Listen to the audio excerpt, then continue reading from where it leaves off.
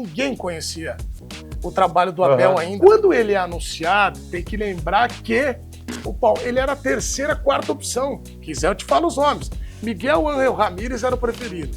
Antes dele era Sampaoli.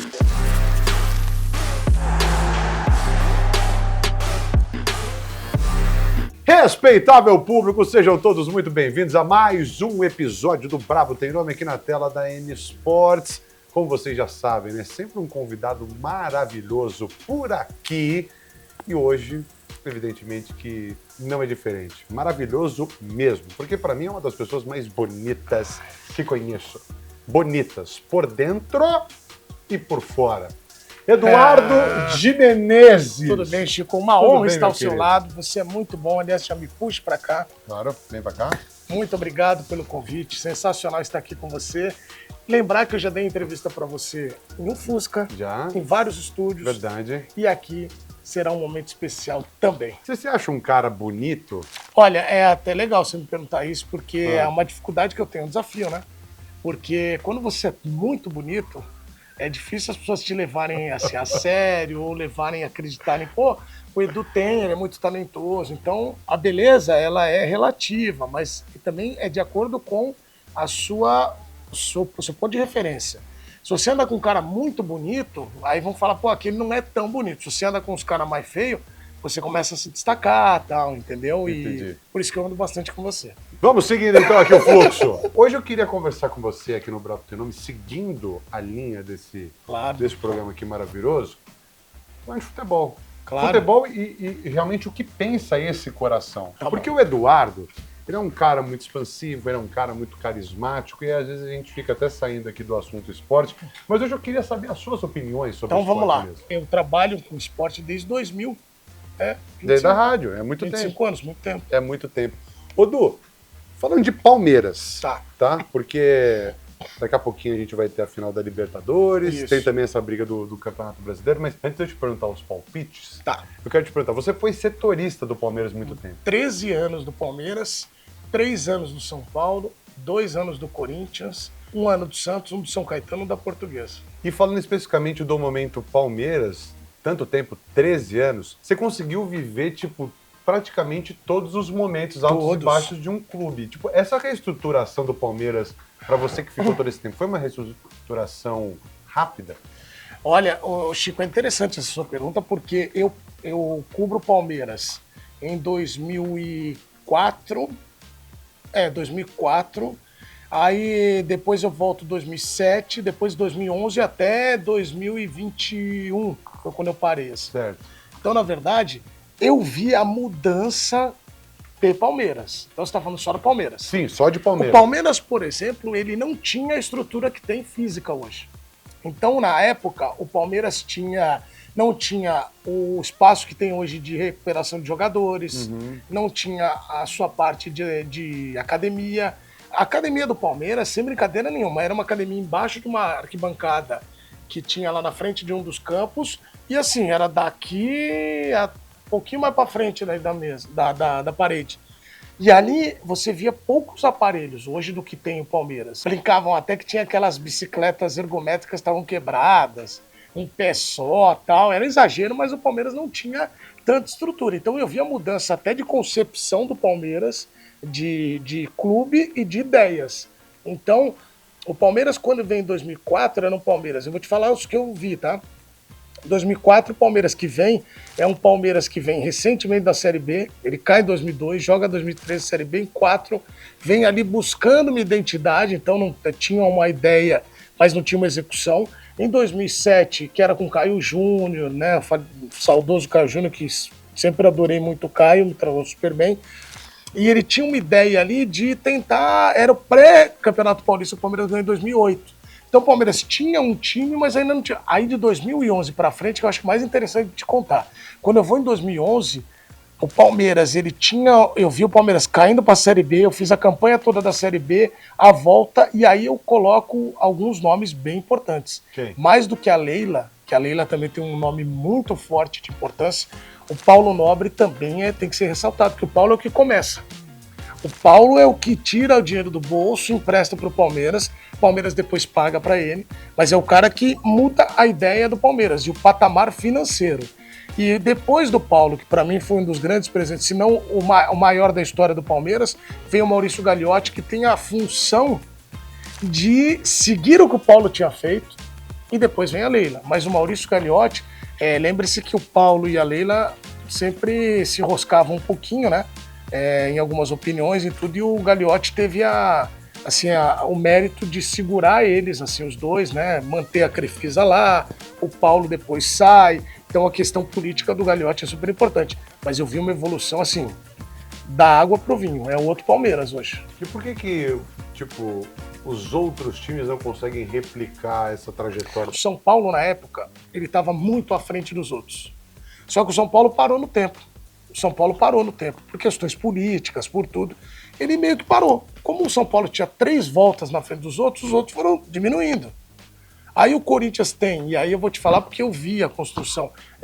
Quando o Ronaldo vai jogar lá, e eu cobri aquele time, o Ronaldo vai treinar no CT do Parque Ecológico, ele era container, o Ronaldo olhava, o que é isso aqui? Aí o Ronaldo ajuda a melhorar a estrutura do Corinthians, junto com o Bruno Maziotti, que era a fisioterapeuta dele, e aí fazem a parte de refis do Corinthians, a parte de academia, e o Corinthians dá um salto também. Tanto é que hoje a seleção brasileira vem para São Paulo, vai treinar no CT do Corinthians. A estrutura é muito boa. E o São Paulo diminui a volta do Corinthians, diminui a volta do Palmeiras. O São Paulo está na frente ainda, mas daqui a pouco os carros passaram voando. E o São Paulo tem uma história muito bonita, gigantesca, enorme, mas que agora você vê, questionam até a parte de recuperação dos jogadores, tudo, que eu acho até chato com os profissionais que estão lá, mas tem um olhar do São Paulo ter parado um pouquinho, tá defasado em relação aos demais.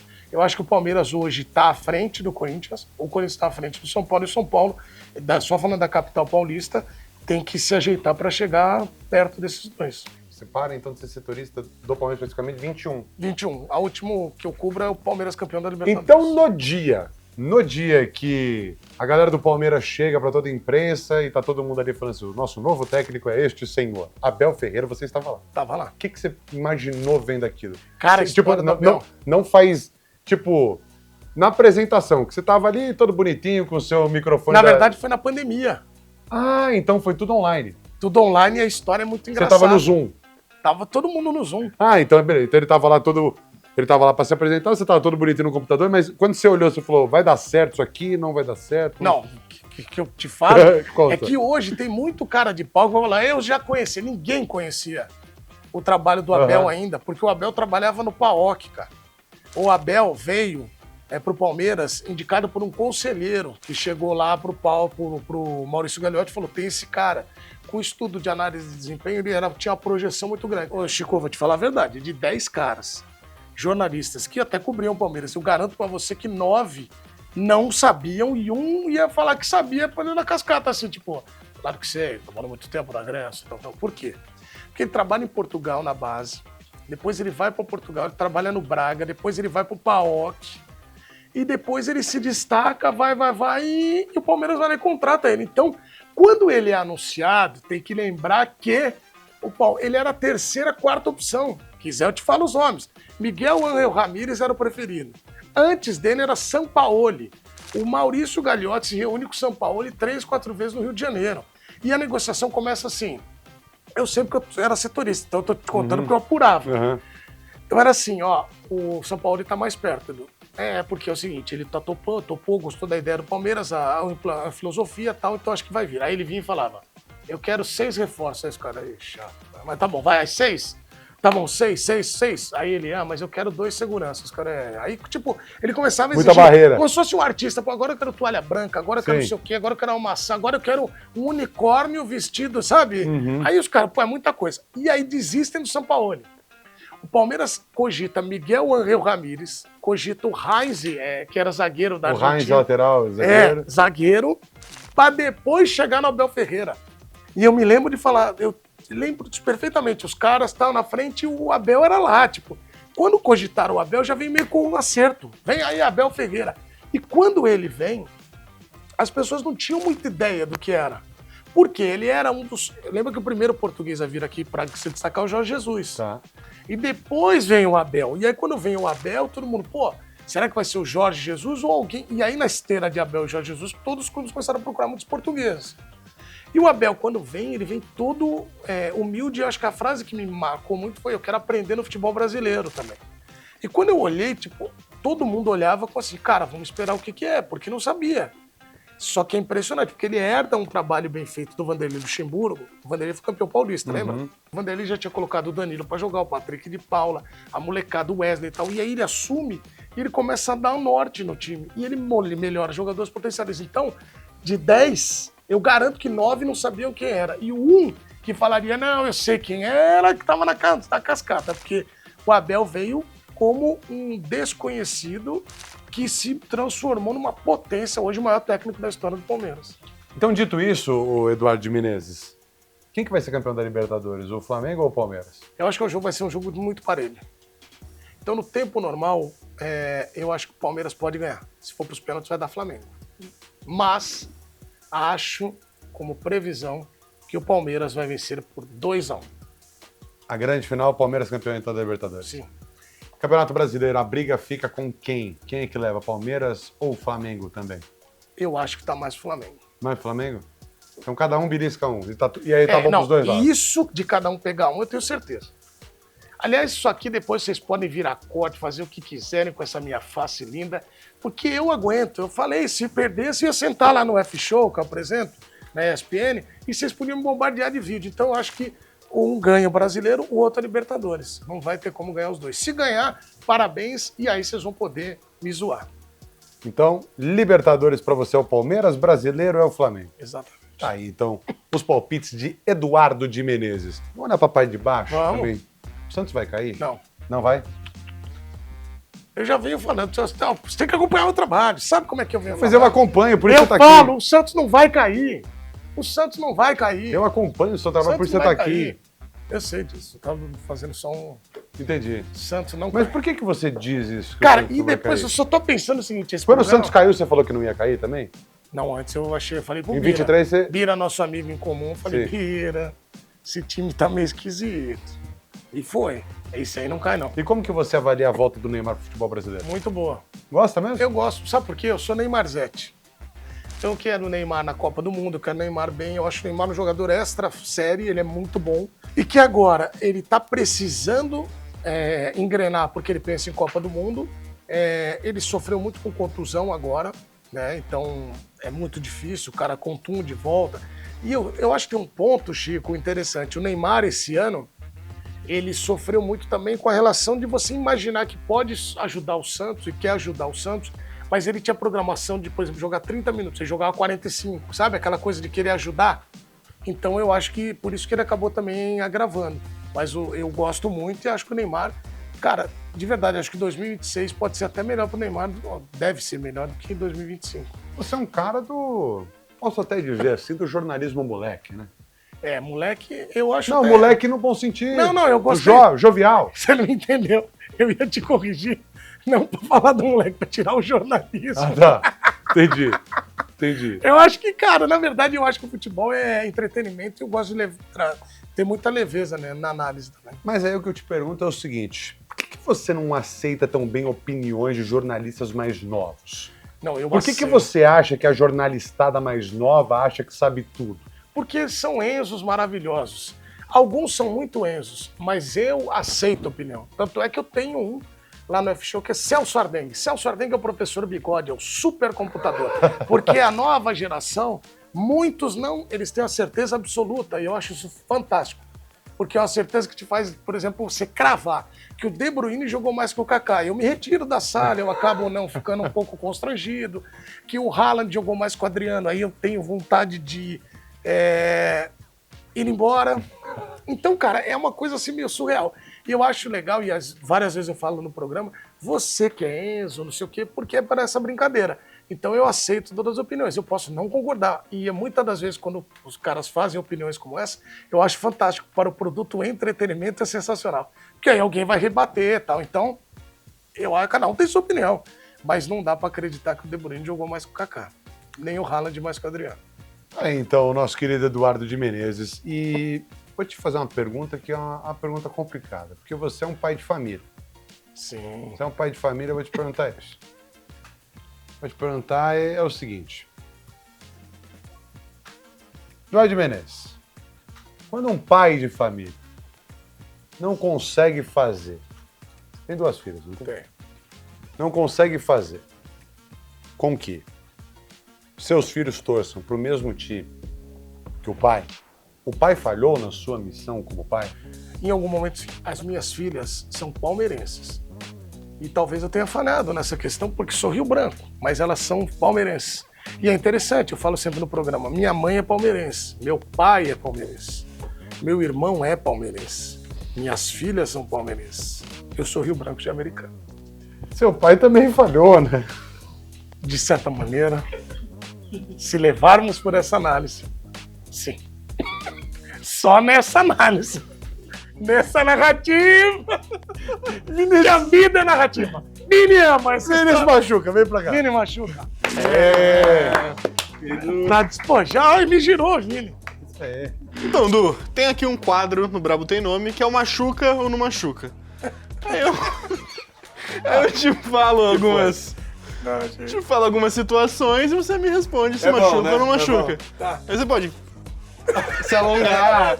Você é ele antigamente. Cara, isso é maravilhoso que eu tô vendo ele, eu tô voltando no passado.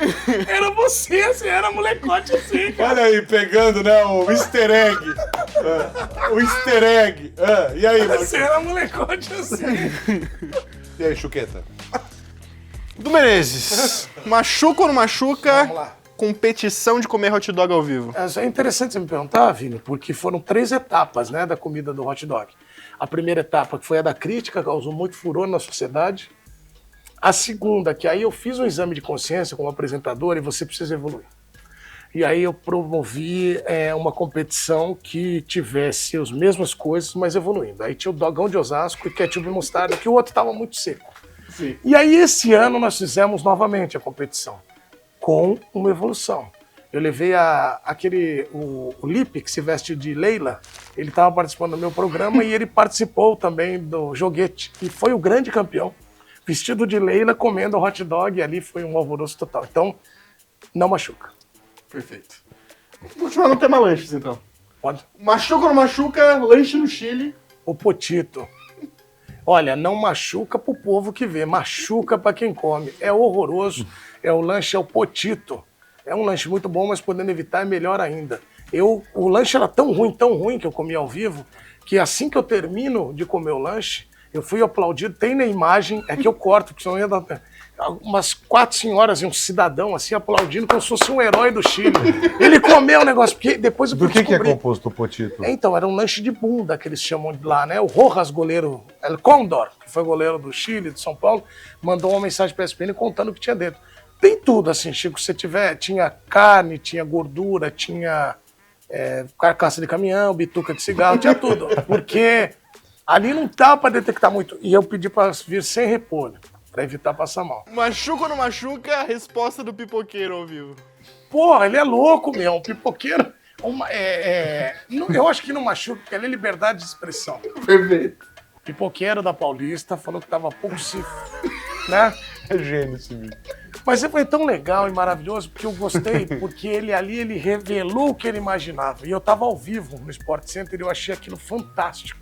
Primeiro de estar ao vivo. Porque eu, cara, já tinha ido pro ar e aí eu olho bem pra câmera de uma maneira cínica e digo, palavras totalmente fora do tom. Na hora eu fui, quando ele falou, eu tava. Aí no primeiro momento eu ri pra caramba, só que eu falei, tô ao vivo. Aí eu falei, às vezes o linguajar não é tão adequado, tal, mas tenho certeza que vou voltar aqui, ele vai gostar da Copa tal. E você sabe que desvirtuaram, né? Agora, toda vez que viraliza esse vídeo de novo, as pessoas escrevem embaixo uma coisa que é sensacional. Esse é o povo correto. Não se deixa levar pelo futebol. E, tipo, ele só falou assim, pô, sabe? Sim. Só que ele virou um representante da contracultura. Entendi. Pra finalizar, machuca ou não machuca coletivo de Eduardo Batista? Putz, essa aí eu posso contar aqui, mas ela não machuca, porque quando você olha, você fala assim, pô, machuca. O que aconteceu? Vou resumir rápido. Tá. Foi na batalha lá no Uruguai, Palmeiras e Peñarol. Peñarol. Ali, o que acontece? Teve briga no jogo, que o Felipe tinha falado de dar tapa na cara do Uruguai e tal. Foi no estádio novo do Peñarol. E quando desce, teve uma porradaria, eu me senti no filme do Cidade de Deus, que o menino abaixa pra pegar a galinha, ele olha pra um lado e olha pro outro. Eu tava ao vivo. E aí eu fui entrar no ar, quando meus amigos, eu olhei para um lado, os caras, desse do Peñarol, desse daqui, os caras do Palmeiras. E as imagens todas da briga são do meu câmera, na época era o Rosenberg. E aí eles jogaram a gente para trás, o segurança do Palmeiras, eu só voltar aqui para terminar a história. E aí eles me jogaram para trás e eu e o câmera contando do lado do Palmeiras e o segurança lá segurando os caras. Então foi assim, depois dessa confusão, o Eduardo Batista nem respira, já vai para certa sala de imprensa, ele já estava pilhado. E aqui no Brasil tinham criticado ele. Falado que ele era, o pulso não era tão firme e tal. E aí ele abriu a coletiva e ele foi falando, Edu, quer abrir minha coletiva? Pá! Fala de futebol, que aí atenta como fala de futebol. Quando ele deu um murro primeiro, eu olhei e falei, ele tá bravo. No segundo murro, ele falou, Edu, aí eu falei, será que eu fiz alguma coisa? No terceiro, eu tinha certeza que eu fiz e não lembrava. Tipo, fiz alguma merda. E aí agora, cara, não lembro, eu ficava tentando lembrar. E aí quando acaba a coletiva, minhas redes sociais, você é traíra, você não sei o quê, você tá acabando com o Palmeiras, um monte de gente me xingando. Eu falei, cara, eu não fiz nada. No outro dia eu tô no hotel, que era o mesmo do Palmeiras, ele me encontra e fala, pô, eu precisava falar com você. Eu falo pra você, na verdade não xingou, ele só gritou comigo. E ele, fala a fonte, Edu, não sei o que, fala a fonte. E eu falei, ele falou, eu tava pilhado, mas o único cara que eu sabia o nome dele era o seu. Então eu falei, o Edu, como se estivesse falando com a imprensa brasileira. Eu falei, mas pelo amor de Deus. Então você precisa gravar comigo pra contar isso aqui, ó, pessoal. Se eu descer no Brasil agora, o pessoal lá no Uruguai, aí ele deu entrevista pra mim, contou, e depois, tempos depois, eu encontrei ele e aí virou uma grande brincadeira. Então, podia ter machucado, mas não machuca, porque a história é essa. Perfeito. Valeu, Edu. Você luta? Eu finjo um pouco, assim, às vezes, de vez em quando. Mata leão, sabe dar? Sei. Sabe? Aqui? Já desmaiou. Você já tomou um mata-leão, né, irmão? Já. Desmaia. Já. Você desmaia? Desmaiou. Bom, Dudu, foi, como sempre, é muito bacana ter você aqui. Ah, já? Porém, como a gente sempre faz aqui nos nossos programas, a gente pede ao nosso convidado olhar pro fundo da lente e falar alguma frase, alguma música, alguma poesia, o que quiser, algo que represente essa trajetória maravilhosa Da minha vida. aqui na Terra. Olha, veja bem, posso fazer um pensamento aqui pra você. Você que tem um objetivo na sua vida, nunca desista, porque o chato sempre vai existir. Não vai dar certo, vai dar certo. Vai sim, você tem que continuar sonhando em busca dos seus objetivos. Então, nunca pare de sonhar e seja feliz, porque você já está vendo o mundo cheio de cara chato. Então, seja feliz. E eu posso também terminar fazendo um pedido, para que essa cadeira me deixe olhando para você. Afinal de contas, estou girando um pouco em relação ao que comecei o programa. Muito bem. Então dá uma voltinha aqui, ó, e siga o Eduardo de Menezes nas redes sociais. @ do Menezes. Isso aí, @ do Menezes. Se gira de novo. Isso aí, de girar de novo. Tá pesado, hein, filho? Vamos lá. E também me siga, @Chico Pedrotti com 2 T's em tudo que é canto. Não esquece também de seguir a N Sports. E me assistam na SPN também, F-Show. F-Show, é verdade. Também. 1h da tarde. 1h, né? Você tá usando terno, né, agora, né? Não, terno não uso não. Por quê? A última vez que eu apresentei um programa de terno lá, parecia o comandante da Varig. Siga o Edu, tamo junto. Agradecer a SPN também pela liberação. Beijo enorme. E não esquece de deixar aqui também quem você gostaria de ver no próximo programa. Tamo junto, esse foi mais um O Brabo Tem Nome.